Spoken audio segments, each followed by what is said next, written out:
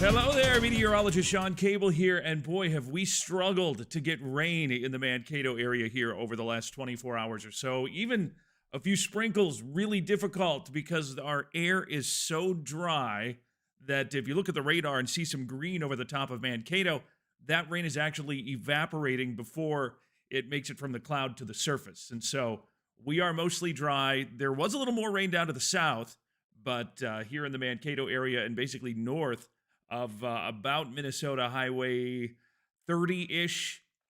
Not much rain at all, and that's bad news considering the new Drought Monitor came out today, and we have an expansion of the drought across much of southern Minnesota, central Minnesota, and northern Iowa. In fact, we have backed the moderate drought all the way to Wilmer, Redwood Falls, Wyndham, Marshall, Spencer, Okoboji area, and if I compare that to last week's Drought Monitor, you can see that it's a pretty decent change. So more dry weather, the drought is going to expand. That's something we knew was going to happen. And unfortunately, as I mentioned, we didn't get a lot of help with the system that came through in the last 24 hours or so. Algona, over an inch and a quarter. One of the exceptions, Burt, Iowa, an inch 21. Sway City, only a little over a quarter inch. Spencer, Iowa, quarter. Blue Earth had a quarter inch of rain. Esterville, Fairmont, Forest City, few hundredths to maybe a tenth of an inch, and so amounts were quite a bit less.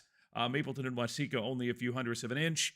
A sprinkle or two here in the Mankato, North Mankato area, but I don't even know if we could call that a trace of rain here, and we're not going to get much help this week. Long-range models keep us dry. Temperatures are going to be kind of all over the place here as we make our way through the weekend and into next week, but not much rain. There is a little bit of a hint in our long-range models that we could get some showers by late next week, but at this point, I'm not terribly optimistic. That system that moved through, pushing off to the east, there's actually some pretty wild, severe weather down in Missouri here as of Thursday afternoon. High pressure to our west will kick in, and that is going to keep us fairly dry here as we make our way into the rest of the weekend and next week. 54 Friday, 49 on Saturday. It will be windy this weekend. We have another cold front that's going to blast through here, and that's going to knock our temperatures down to 35 for a high on Sunday.